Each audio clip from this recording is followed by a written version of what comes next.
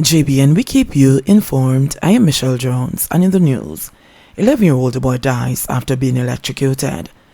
An 11-year-old boy has died after he was reportedly electrocuted in Alston District in Clarendon on Monday. He has been identified as Ricardo Richards. Reports from the Spalding police are that about 2:30 p.m., the boy was among family members cleaning a trench that overflowed when he became entangled with electrical wires and was electrocuted. He was taken to hospital where he died while being treated. Investigations into the child's death are ongoing. Meanwhile, the Jamaica Public Service Company JPS has renewed its appeal to those who are using illegal connections to desist from stealing electricity and putting children's lives in danger. The company is again appealing to persons to get their electricity supply legally, as a dangerous crime of electricity theft can result in loss of life and property. The JPS family is saddened by this tragic incident and extends condolences to the boy's family and community, the statement said. Persons wishing to get their electricity supply regularized should contact the JPS through its customer care center at 888-225-5577 Flow or 888-935-5577 Digicel, or visit one of JPS's customer service offices. Rasta gunned down in Greenvale. The Manchester police are investigating the fatal shooting of a bar owner at Bethel Street in Greenvale, Manchester on Thursday morning. David Jr. Reed, 40, otherwise called Rasta, was attacked and shot by a gunman around 6:30 a.m. The police were called, and Reed was seen with bullet wounds to the upper part of the body. Investigators believe his killing could be a reprisal based on previous incidents in the area. Last month, 2 men were shot dead and 2 others injured in a drive-by shooting at a party in the community. Tensions are reportedly brewing between men from Top Greenvale and men from Bottom Greenvale. The body of a woman was also found in the community last month. Superintendent Shane McCullough, head of the Manchester Police, and Michael Phillips, Member of Parliament for Manchester North Western, were among leaders who did a walkthrough in Greenvale today. Makeup artist and boyfriend injured during gun attack in Westmoreland. A makeup artist and her male partner were shot and injured by men posing as police at their Seaton Street home in Savlamar, Westmoreland on Thursday morning. The incident happened shortly after 1 a.m. Reports are that the couple were at home sleeping when they heard a banging on the front door. The voice then shouted police. The perpetrators reportedly smashed the front glass window and kicked open the front door. The victims then ran through the back door and were chased by the men who proceeded to open gunfire, hitting the female to her left thigh and her partner in his right leg. They both sought refuge in the homes of their neighbors. The gunmen subsequently fled the area on foot. Both victims were later assisted to the hospital, where they were treated and admitted in stable condition. Investigations are ongoing. Pump attendant was victim of contract killing, say police. Investigators have determined that the female pump attendant who was shot at the Petcom gas station on Passage Fort Drive in Portmore, St. Catherine on Tuesday, was targeted by contract killers. On Wednesday night, Senior Superintendent Christopher Phillips, head of the St. Catherine South Police, said that a special team has been assembled to investigate the case.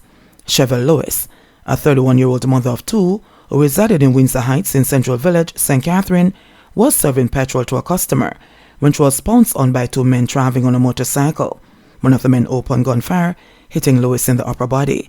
The men escaped. SSP Phillips said while he will not reveal the activities around the investigation, the support is coming in and detectives are making fine progress. Westmoreland man charged with murder of farmer. 20-year-old Damari Campbell, otherwise called G-Man, of Old Road, Withorn in Westmoreland, was charged with murder and illegal possession of firearm after allegedly killing a farmer in Logwood in the parish on Monday, February 28 this year. The deceased has been identified as Lamarck Allen, otherwise called Happy, of Logwood. Reports from the Savlamar police are that about 12:10 p.m. Allen was at his gate when he was approached by Campbell and another man who had a brief discussion with him. The men then opened gunfire at Allen, but he ran. He was chased and shot multiple times before collapsing at the back of a premises. Allen was taken to hospital where he was pronounced dead. On Wednesday, August 24, Campbell turned himself into the police where he was charged. Pregnant woman fined $40,000 for using illegal water. A woman was fined $40,000 or 6 months imprisonment for breaching a National Water Commission's NWC meter. The accused, Norian Parkinson, pleaded guilty to the offence of trespassing on the works of the NWC when she appeared before the Kingston and St. Andrew Parish Court on Tuesday. The allegations are that on the 22nd of July, the employees of the NWC noticed that the meter in Parkinson's yard was tampered with and contacted the police, resulting in the heavily pregnant woman being arrested and charged. Not fully understanding the charge, Parkinson told the court that she saw when the NWC came to her home and cut off the water, and a worker told her she needed to pay $52,000 to reconnect it, which she did the next day. Miss, when they said trespassing, it's not like you walk over the NWC. It means that there's a meter and somebody bypassed the meter, and the water that is being used is not going through the meter, the prosecution explained, adding that on May 18, 2021, the NWC turned off that meter for the first time.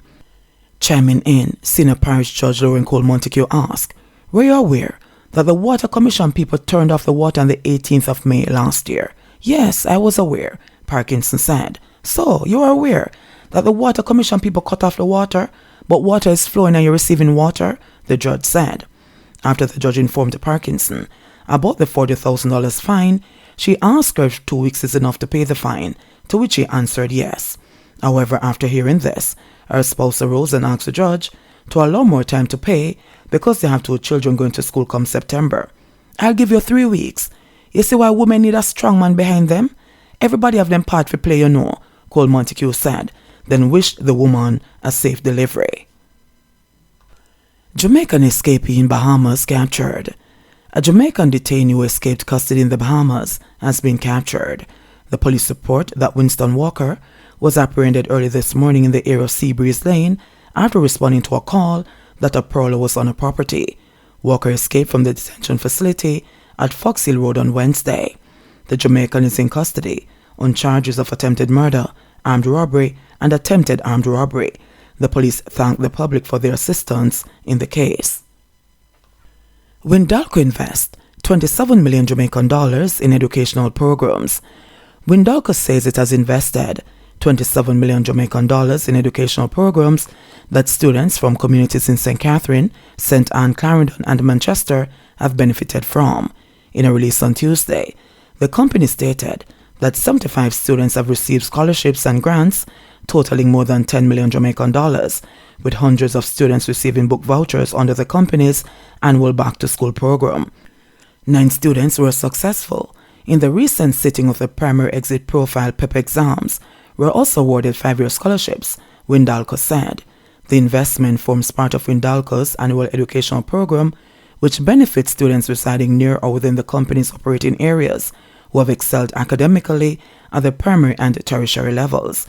Speaking at the awards ceremony on August 29, Glendon Johnson, Human Resources Director, told the students that investing in the education of Jamaica's youth is a commitment the company will maintain annually despite the challenges it faces. This year, we have invested a total of 22 million Jamaican dollars in educational initiatives across several communities. That amount includes the company's annual back-to-school fairs in St. Catherine and St. Anne, where students and community members benefited from free medical offered by volunteer medical professionals and other services from a number of government agencies. We also invested 5 million Jamaican dollars in our summer employment program as we prepare students of the working world, Johnson said.